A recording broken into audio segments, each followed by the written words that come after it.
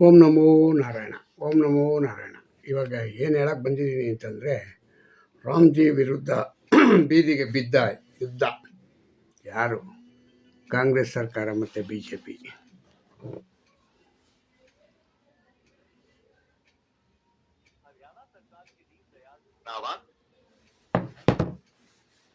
ಕಾಂಗ್ರೆಸ್ಸು ಮತ್ತು B J P. Ramji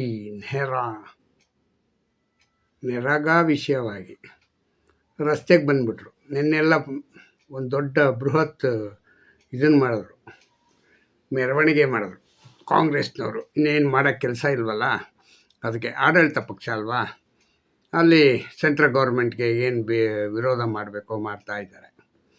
ಮತ್ತು ಎರಡನೇದು ಇವತ್ತೇನಾಯಿತು ಅಂತಂದರೆ, ಒಂದೇ ಒಂದು ವಿಷಯ. ಮಹಾರಾಷ್ಟ್ರದ ಉಪಮುಖ್ಯಮಂತ್ರಿ ಅಜಿತ್ ಪವಾರ್ ನಿಧನರಾದರು. ದುರ್ಮರಣವಾಯಿತು. ಏನರಲ್ಲಿ? ಫ್ಲೈಟಲ್ಲಿ ದುರ್ಮರಣ ಆಗಿದ್ದು ಒಂದು ರೀತಿ ಜನರಿಗೆಲ್ಲರಿಗೂ ಶಾಕ್ ಆಗಿದೆ. ಕಾರಣ ಏನು ಅಂದರೆ, ಒಂದೇ ಒಂದು, ಅವರ ಸ್ವಕ್ಷೇತ್ರಕ್ಕೆ ಹೋಗಿ ಅವರು ದುರ್ಮರಣ ಆಗಿದ್ದಾರೆ. ನಿಜವಾಗೂ ಎಷ್ಟು ಪುಣ್ಯವಂತ ನೋಡಿ ಅವರು. ಸ್ವಕ್ಷೇತ್ರದಲ್ಲೇ ಎಲ್ಲೋ ಹಾರಾಡಿ ಯಾವುದೋ ರೋಡಲ್ಲಿ ಇದಾಗೋದಲ್ಲ, ಅವರ ಹುಟ್ಟೂರಾಗಿರ್ತಕ್ಕಂಥ ಅವ್ರ ಏರಿಯಾಕ್ಕೆ ಹೋಗಿ ಅವರು ಮರಣ ಹೊಂದಿದ್ದಾರೆ. ಅದಕ್ಕೆ ತಕ್ಕಂತೆ ನಮ್ಮ ವಿಧಾನಸಭೆ ಕಲಾಪದಲ್ಲೂ ಕೂಡ ಅವರಿಗೆ ಸಂತಾಪ ಸೂಚನೆ ಮಾಡಿದ್ರು. ಮತ್ತು ವಿರೋಧ ಪಕ್ಷ ನಾಯಕ ಆರ್ ಅಶೋಕ್ ಅವರು ಸಂತಾಪ ಸೂಚನೆ, ಮುಖ್ಯಮಂತ್ರಿಗಳು ಮಾಡಿದ್ರು. ಮತ್ತು ಕೇಂದ್ರ ಸಚಿವ ಎಚ್ ಡಿ ಕುಮಾರಸ್ವಾಮಿ ಅವರು ಕೂಡ ಇದಕ್ಕೆ ಸಂತಾಪ ಸೂಚನೆ ಮಾಡಿದ್ರು ಅಜಿತ್ ಪವಾರ್ಗೆ. ಮತ್ತು ಇನ್ನೊಂದೇನಪ್ಪ ಅಂದರೆ ವಿಷಯ, ಇವತ್ತು ಒಂದು ಹೊಸ ವಿಷಯ ಚಾಲೂ ಆಗಿದೆ. ಏನು ಹೊಸ ವಿಷಯ ಅಂತಂದರೆ, ಒಂದೇ ಒಂದು ರಾಹುಲ್ ಗಾಂಧಿಯ ಪೌರತ್ವ. ರಾಹುಲ್ ಗಾಂಧಿ ಪೌರತ್ವನೀಗ ಇಂಗ್ಲೆಂಡ್ನಲ್ಲಿ ಮಾಡ್ಕೊಂಡಿದ್ದಾರೆ ಅಂತ ಇವತ್ತು ಕೋರ್ಟಲ್ಲಿದೆ. ಇವತ್ತು ಫೈನಲ್ ಡಿಸಿಷನ್ ಆಗುತ್ತೆ. ಇವತ್ತು ಕೋರ್ಟು ಇನ್ನೇನು 3 ಗಂಟೆಗೆ, 3:30, 4 ಗಂಟೆಗೆ ಕೊಡಬಹುದು. ನಾನು ಅದಕ್ಕೆ ಮುಂಚೆನೇ ಒಂದು ವೀಡಿಯೋ ಮಾಡೋಣ, ನಾಳೆಗೆ ಇನ್ನೊಂದು ವೀಡಿಯೋ ಮಾಡೋಣ ಅದ್ರ ಬಗ್ಗೆ ಅಂತ ಮಾಡ್ತಾಯಿದ್ದೀನಿ. ಈ ಪೌರತ್ವದ್ದು ಏನಪ್ಪ ಹಂಗಂದರೆ, ಅವರು 2 ದೇಶದಲ್ಲಿ, ಇಂಡಿಯಾ ಮತ್ತು ಇದರಲ್ಲಿ ಬ್ರಿಟಿಷ್ ದೇಶದಲ್ಲಿ, ಬ್ರಿಟಿಷಲ್ಲಿ 2 ದೇಶದ್ದು ಪೌರತ್ವ ಪಡ್ಕೊಂಡಿದ್ದಾರೆ. ಹೆಂಗೆ ಪಡ್ಕೊಂಡ್ರು? ಒಟ್ಟಿನಲ್ಲಿ ಕಾಂಗ್ರೆಸ್ನವ್ರಿಗೆ ದುರಾಡಳಿತ ಮಾಡೋದ್ರಲ್ಲಿ ನಂಬರ್ 1 ಅಲ್ವಾ. ಇವರು ಯಾವಾಗೂ ಅಲ್ಲಾಳ್ ಟೋಪಿಗಳ ಕೆಲಸಗಳನ್ನೇ ಮಾಡೋದು. ಒಂದು ಒಳ್ಳೆಯದ ನ್ಯಾಯಯುತವಾಗಿ ಇಲ್ಲ. ನಮ್ಮ ಭಾರತ ಸರ್ಕಾರದ ಸಂವಿಧಾನದ ಪ್ರಕಾರ 2 ಪೌರತ್ವವನಿಗೆ ಯಾರೂ ಹೊಂದೋಂಗಿಲ್ಲ ಅಂತ ಡಾಕ್ಟರ್ BR ಅಂಬೇಡ್ಕರ್ ಸಂವಿಧಾನದಲ್ಲಿ ಹೇಳಿದ್ದಾರೆ. ಆದರೆ ಪಾಪ ರಾಹುಲ್ ಗಾಂಧಿ ಬುಕ್ಕ ಕೈಯಲ್ಲಿ ಹಿಡ್ಕೊಂಡವ್ರೆ. ಅವರೇ 2 ಕಡೆ ಪೌರತ್ವ ಪಡೆದವ್ರೆ. ಏನಿದು? 2 ಕಡೆ ಪೌರತ್ವ ಪಡ್ಕೊಂಡು ಇಷ್ಟು ದರ್ಪವಾಗಿ ಮಾತಾಡ್ತಾರೆ ಹೆಂಗಂತಂದರೆ, ಇವರ ಇದೇನು ಲಾಯಲ್ಟಿ? ನಾನು ನೆಹರು ಮೊಮ್ಮಗ ಅಲ್ವಾ? ನೆಹರು ಮೊಮ್ಮಗನ ಇಲ್ಲ ರಾಜೀವ್ ಗಾಂಧಿ ಮಗ ಅಂತನ? ನೆಹರು ಅಲ್ಲ, ಇಂದಿರಾ ಗಾಂಧಿ, ನೆಹರು, ಇಂದಿರಾ ಗಾಂಧಿ, ರಾಜೀವ್ ಗಾಂಧಿ ಮಗ ರಾಹುಲ್ ವಿನ್ಸಿ. ರಾಹುಲ್ ಗಾಂಧಿ ಅಲ್ಲ ಅವರು. ಈಗ ರಾಹುಲ್ ವಿನ್ಸಿ ಅಂತ ಬ್ರಿಟನ್ನಲ್ಲಿ ಪೌರತ್ವ ಪಡ್ಕೊಂಡು ಅದರ ಪ್ರಕಾರ ಪಾಸ್ಪೋರ್ಟ್ ಮಾಡ್ಕೊಂಡವ್ರಂತೆ. ಮತ್ತು ಅದರ ಪ್ರಕಾರವಾಗಿ ಲಂಡನ್ನಲ್ಲಿ ಫ್ಯಾಕ್ಟ್ರಿಗಳೆಲ್ಲ ಮಡ್ಗವ್ರಂತೆ. ಮತ್ತು ಅಲ್ಲಿ ಕೈಗಾರಿಕೆ ಕಾರ್ಯಕ್ರಮಗಳೀಗ ಅಲ್ಲಿ ಜನರಿಗೆ, ಇಂಡಿಯಾ ಜನ ಮಾತ್ರ ಬದುಕಬೇಡ್ದು. ಯಾಕೆ ಇಲ್ಲೇ ಮಾಡಿದ್ರೆ ನಮ್ಮ ಇವರು ಯಾರೋ ನರೇಂದ್ರ ಮೋದಿಯವರು ಹೊರದೇಶದಲ್ಲಿ ದುಡ್ಡಿದೆ ಅಂತ ಇದ್ರು. ಯಾರ ಹತ್ರ ಇದೆ ದುಡ್ಡು ಹೊರದೇಶದಲ್ಲಿ? ರಾಹುಲ್ ಗಾಂಧಿ ಹೆಸರಲ್ಲಿ, ಮತ್ತು ಸೋನಿಯಾ ಮೇಡಮ್ ಹೆಸರಲ್ಲಿ, ಕಾಂಗ್ರೆಸ್ನ ಅವರೇ ಇನ್ನೊಬ್ಬರು ಯಾರು ಚಿದಂಬರು, ಈ ಥರ ಇನ್ನೂ ಒಂದು ಸುಮಾರು ಜನ ಇದ್ದಾರೆ. ಇವರೆಲ್ಲರೂ ಏನು ಮಾಡೋರೆ ಅಂದರೆ, ಹೊರದೇಶದಲ್ಲಿ ಹೋಗಿ ಇವರ ದುಡ್ಡು ಹೂಡಿಕೆ ಮಾಡೋದು, ಅಲ್ಲಿ ಇವರ ವ್ಯವಹಾರಗಳು, ಇವರ ವ್ಯಭಿಚಾರ ಕೆಲಸಗಳನ್ನೀಗ ಮಾಡೋದು.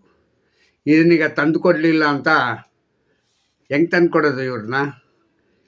ಇವ್ರನ್ನೇ ಹಿಡಿಬೇಕು ಅವರು. ಯಾರಿಗೆ? ಮೋದಿಗೆ. ಮೋದಿ ತಲೆ ಕೆಡಿಸ್ಕೊಂಬಿಟ್ಟವ್ರೆ. ಎಲ್ಲ ಹುಡುಕುತ್ತಾ ಹೋದರೆ ಎಲ್ಲ ಕಾಂಗ್ರೆಸ್ನವರೇ ಇದ್ದಾರೆ. ಎಲ್ಲಿ ಯಾರು ಬೇರೆ ಇನ್ಯಾರೂ ಇಲ್ಲ. ಯಾಕೆಂದರೆ ಅವಾಗೆಲ್ಲ ಯಾರೂ ಇಲ್ವಲ್ಲ. ಅವಾಗೆಲ್ಲ ಇವರೇ ತಾನೇ, ಇವ್ರದ್ದೇ ಆಳ್ವಿಕೆ 80 ವರ್ಷ 70 ವರ್ಷ 60 ವರ್ಷ ಇವ್ರದ್ದೇ ಸರ್ಕಾರ ಪೂರ್ತ. 60 ವರ್ಷ ಸರ್ಕಾರದಲ್ಲಿ ಮಾಡಿರ್ತಕ್ಕಂಥ ಧೂಳು ಎಬ್ಬಿಸ್ಬಿಟ್ಟವ್ರೆ. ದುಡ್ಡು ತಗೊಂಡೋಗಿ ಹೊರದೇಶದಲ್ಲಿ.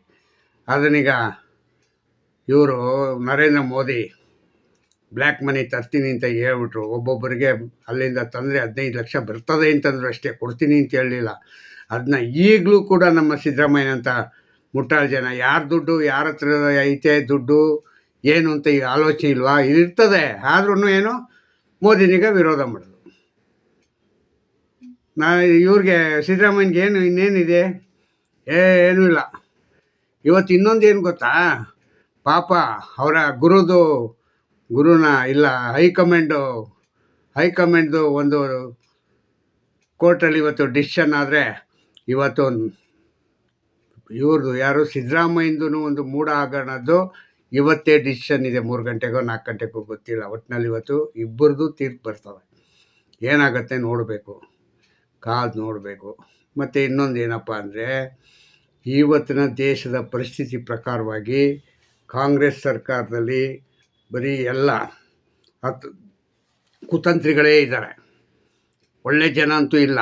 ಮತ್ತು ನಮ್ಮ DK ಶಿವಕುಮಾರು ಅಜಿತ್ ಪವಾರ್ಗೆ ಸಂತಾಪ ಸೂಚನೆ ಮಾಡಿದ್ರು, ಮತ್ತು ಸಿದ್ದರಾಮಯ್ಯ ಮಾಡಿದ್ರು, ಮತ್ತು ಅವರು ಹೇಳಿದ್ರು, ಇವರು DK ಶಿವಕುಮಾರ್ ಅವರು ಎಲ್ಲ ರಾಜಕಾರಣಿಗಳೂ ಸ್ವಲ್ಪ ಹುಷಾರಾಗಿ ಓಡಾಡೋದನ್ನೀಗ ಅಭ್ಯಾಸ ಮಾಡಬೇಕು ಅಂತ. ಕಾರಣ ಏನಪ್ಪ ಅಂದರೆ, ಇವತ್ತಾದಂಗೆ ಅಜಿತ್ ಪವಾರ್ಗಾದಂಗೆ ಮತ್ತೆ ಇನ್ಯಾರಿಗಾಗುತ್ತೆ ಅಂತ ಏನೋ ಮನಸ್ಸಲ್ಲಿ ಬಂದುಬಿಟ್ಟೈತೆ. ಪಾಪ ಹೇಳ್ಬಿಟ್ಟವ್ರೆ. ಇದ್ದರೂ ಇರಬಹುದು, ಇನ್ಯಾರು ಮಹಾನ್ ಲೀಡ್ರು ತೀರ್ಕೋತಾರ ಗೊತ್ತಿಲ್ಲ. ಈ ಫ್ಲೈಟ್ ಇದರಲ್ಲೇ ತೀರ್ಕೊತಾರೆ. ಒಟ್ಟಿನಲ್ಲಿ ಆಗತ್ತೆ. ಯಾಕೆಂದರೆ ಇದು ಮುನ್ಸೂಚನೆಯಾಗಿ ಹೇಳಿರ್ತಕ್ಕಂಥ ವಿಷಯ. ನಮ್ಮ ರಾಜ್ಯ ಸರ್ಕಾರ ನಮ್ಮ ಈ ನೆರಗ ಇದ್ರ ಪ್ರಕಾರವಾಗಿ ಈಗ ಅಡ್ವರ್ಟೈಸ್ ಶುರು ಮಾಡಿದ್ದಾರೆ ನೋಡಿ ಸೆಂಟ್ರಲ್ ಗೌರ್ಮೆಂಟ್ನವರು. ಏನಂತ? ಎಲ್ಲ ಟಿ ವಿನಲ್ಲೂ 125 ಜನಕ್ಕೆ 125 ದಿನ ಸಂಬಳ ಬರುತ್ತೆ ಅಂತ ಹೇಳಿದ್ದಾರೆ. ಎಷ್ಟು? 125 ದಿನ. ಮೊದಲು 100 ದಿನ ಇತ್ತು, ಈಗ 125 ದಿನ ಅಂತ. ನಿನ್ನೆ ತಾನೇ ಸಿದ್ದರಾಮಯ್ಯವರು ವಿಧಾನಸಭೆಯಲ್ಲಿ ನಿಂತ್ಕೊಂಡು ಸುಳ್ಳು ಹೇಳ್ತಾಯಿದ್ರು. ವಿಧಾನಸಭೆಯಲ್ಲ, ಇದರಲ್ಲಿ ಫ್ರೀಡಮ್ ಪಾರ್ಕಲ್ಲಿ ಹೋಗ್ಬಿಟ್ಟು ನೆರಗಾದಿಂದ ಜನರಿಗೆ ಅನ್ಯಾಯ ಮಾಡ್ತಾಯಿದ್ದಾರೆ BJPಯವರು, ಹಂಗೆ ಹಿಂಗೆ ಅಂತ. ಇವತ್ತು ಅಡ್ವರ್ಟೈಸಲ್ಲಿ ಹೇಳ್ತಾವ್ರೆ. ಹೆಂಗಿದೆ ಈಗ ಸಿದ್ದರಾಮಯ್ಯವರೇ? ಈಗ ಹೇಳಿ ನೋಡೋಣ. ಟಿ ವಿಗೆ ಅಡ್ವರ್ಟೈಸ್ಮೆಂಟ್ನವ್ರಿಗೆ ಹೇಳ್ಬಿಡಿ, ಹಾಕ್ಬೇಡಪ್ಪ, ನಾನು ಇನ್ನೊಂದಷ್ಟು ಪ್ರಚಾರ ಮಾಡ್ಕೊತೀನಿ ಅಂತೇಳಿ. ಅಲ್ವಾ? ಕೇಂದ್ರ ಸರ್ಕಾರ ಮಾಡಿರ್ತಕ್ಕಂಥ ಕಾನೂನು ಸಾರ್ವಜನಿಕವಾಗಿ ಎಲ್ಲರಿಗೂ ಅನುಕೂಲ ಆಗಲಿ ಅಂತ ಮಾಡಿರ್ತಾರೆ. ಅದರಲ್ಲಿ ಒಂದಲ್ಲ ಒಂದು ವಿಧವಾದವಾಗಿ ನೀವು ಅದನ್ನೀಗ ತಪ್ಪನಿಗ ತಿದ್ದಕ್ಕೋಗಿಲ್ಲ. ನೀವು ಬರೀ ಎಲ್ಲ ನಿಜನೂ ಕೂಡ ತಪ್ಪು ಅಂತ ಇದ್ದೀರಾ. ನಿಮ್ಮ ರಾಹುಲ್ ಗಾಂಧಿ 2 ಕಡೆ ಪೌರತ್ವ ಪಡ್ಕೊಂಡವ್ರಲ್ಲ, ಅದಕ್ಕೆ ಹೇಳಿ ನೋಡೋಣ ನಿಮಗೆ ದಮ್ಮಿದೆಯಾ ಅಂತ. ನಾಳೆನೇ ಸಸ್ಪೆಂಡ್ ಆಗೋಯ್ತೀರಾ ಮಿಸ್ಟರ್ ಸಿದ್ದರಾಮಯ್ಯ ಅವರೇ? ನಾವು ಹೇಳ್ತೀವಿ ನೋಡಿ, ಧೈರ್ಯವಾಗಿ ಹೇಳ್ತೀವಿ. ಇವತ್ತು ಗೊತ್ತಾಗುತ್ತೆ. ಇವತ್ತು ಸಾರ್ವಜನಿಕವಾಗಿ ಅವರ ನಿರ್ಣಯ ಗೊತ್ತೇ ಆಗುತ್ತೆ. ನಮ್ಮ ಕರ್ನಾಟಕದ ಶರೀರವರು ಕೇಸ್ ಹಾಕಿ ಅದನ್ನೀಗ ದಾಖಲೆ ಮಾಡಿದ್ದಾರೆ. ತಾರ್ಕಿಕ ಹಂತಕ್ಕೆ ತಗೊಂಬಂದಿದ್ದಾರೆ. ಯಾರ್ದು? ರಾಹುಲ್ ಗಾಂಧಿದು. ಪಾಪ ಅವರು ಸುಮಾರು 3-4 ವರ್ಷದಿಂದನೂ ಬೆನ್ನತ್ತಿದ್ರು. ಅದು ಬೆನ್ನತ್ತಿ ಈಗ ಎಲ್ಲ ಫೈನಲ್ ಸ್ಟೇಜಿಗೆ ತಗೊಂಬಂದಿದ್ದಾರೆ. ಈಗ ಕೋರ್ಟಲ್ಲಿ ಅದು ತೀರ್ಪಾಗುತ್ತೆ. ತೀರ್ಪು ಏನಾದ್ರು ಆಗಿ ತದ್ವಿರೋಧವಾಗಿ ಬಂದರೆ ಕಾಂಗ್ರೆಸ್ನವ್ರು ಕೇಳಬೇಕೆ? ಅಲ್ಲಲ್ಲಿ ಎದ್ದು ಕುಣಿತಾ ಇರ್ತಾರೆ, BJPಯವರು ಬೇಕು ಅಂತ ಮಾಡ್ತಾವ್ರೆ ಅಂತ. ಇವರು ರಾಹುಲ್ ಗಾಂಧಿನೇನು 2 ಕಡೆ ಪೌರತ್ವ ಮಾಡ್ಕೊ ಅಂತ ಹೇಳಿದ್ರ BJPಯವರು? ನೋಡ್ಕೊಳ್ಳಿ, ಹಿಂಗೆ ನಾಳೆಗೆ ಹೇಳ್ತಾರೆ ಅವರು. ಅವ್ರು ಇರೋದೇ ಅದಕ್ಕೋಸ್ಕರ, ವಿರೋಧ ಹೇಳ್ಕೊಳ್ಳೋದಕ್ಕೇ. ಯಾರು? ಕಾಂಗ್ರೆಸ್ನವರು. ಬರೀ ವಿರೋಧ ಎಲ್ಲಕ್ಕೂ. ಮೋದಿ ಮೇಲೆ ಮೋದಿ ಏನು ಕೆಲಸ ಮಾಡಿದ್ರು ಸರಿ ಇಲ್ಲ, ರಾಹುಲ್ ಗಾಂಧಿ ಏನು ಮಾಡಿದ್ರು ಸರಿ. ಅದು ಯಾರಿಗೆ? ಈ ಕಾಂಗ್ರೆಸ್ನವ್ರಿಗೆ. ಎಂಥದ್ರಿ ರೀ ಮಿಸ್ಟರ್ ಸಿದ್ದರಾಮಯ್ಯವರೇ? ನೀವು ನೋಡ್ಕೊಳ್ಳಿ, ನಿಮ್ಮದು ಇವತ್ತು ಬರ್ಬೋದು, ನಿಮ್ಮದು ಆಗಬೇಕು. ಒಳ್ಳೆ ಚೆನ್ನಾಗಿರುತ್ತೆ ತೀರ್ಪು, ಚೆನ್ನಾಗಾಗುತ್ತೆ. ಆವಾಗ ನೀವು ರಾಜ್ಯಕ್ಕೆ ಮುಖ್ಯಮಂತ್ರಿ ಸ್ಥಾನಕ್ಕೆ ರಾಜೀನಾಮೆ ಕೊಟ್ಬಿಟ್ಟು ಕೆಳಗಡೆ ಇಳಿಬೇಕಾಗುತ್ತೆ. ಆವಾಗ ನಿಮ್ಮ ಸಹಪಾಠಿಗಳು ಯಾರಾದರೂ ಯಾರನ್ನ ಕೂರಿಸ್ಬೇಕು ಅಂತ ನಿರ್ಧಾರ ಮಾಡ್ಕೊಂಡಿದ್ದೀರೋ, ಜಾರಕಿಹೊಳಿನ ಇಲ್ಲ ಯಾರೋ ಪರಮೇಶ್ವರ್ ಅವರ. ಆದರೆ ಡಿ ಕೆ ಕೂರಿಸಲ್ಲ, ನಮ್ಗೆ ಗೊತ್ತು. ಮತ್ತು ಅವ್ರಿಗೆ ಕುಸ್ತಿ ಬೇಕಲ್ಲ, ಕುಸ್ತಿ ಏನು ಬೇಕು ಅದನ್ನೆಲ್ಲ ಮಾಡ್ತೀರಾ, ನನಗೆ ಗೊತ್ತಿರೋ ಅಂಥ ವಿಷಯ. ಇಷ್ಟು ಹೇಳಿ ನಾನು ಇವತ್ತು ನನ್ನ ಜೈ ಹಿಂದ್ ಜೈ ಕಾರ್ಯಕ್ರಮ ಮಾಡ್ತಾಯಿದ್ದೀನಿ. ತಾವೆಲ್ಲರೂ ಕೈ ಮುಗಿದು ಕೇಳ್ಕೊತಾ ಇದ್ದೀನಿ, ನೀವು ನನ್ನ ವಿಡಿಯೋನಿಗ ಸಬ್ಸ್ಕ್ರೈಬ್ ಮಾಡಿ ಮುಂದೆ ಹೋಗೋದಕ್ಕೆ ಅನುಕೂಲ ಮಾಡಿ ಅಂತ ಕೇಳ್ತಾ ಇಲ್ಲಿಗೆ ನನ್ನ ವಾರ್ತೆಯನ್ನು ಮುಕ್ತಾಯಗೊಳಿಸುತ್ತೇನೆ. ಜೈ ಹಿಂದ್ ಜೈ ಕರ್ನಾಟಕ ಮಾತೆ. ಓಂ ನಮೋ ನಾರಾಯಣ, ಓಂ ನಮೋ ನಾರಾಯಣ, ಓಂ ನಮೋ ನಾರಾಯಣ. ಇನ್ನೇನು ಹೇಳಿ ನಾಳೆ ಹೇಳ್ತೀನಿ ಮತ್ತೆ, ಇನ್ನು ಉಳಿಕೆ ಎಲ್ಲ. ಕಾಯ್ತಾ ಇರಿ, ಮತ್ತು ನಾಳೆ ಹೊಸ ವಿಡಿಯೋ ಬರ್ತದೆ, ಹೇಳ್ತೀನಿ.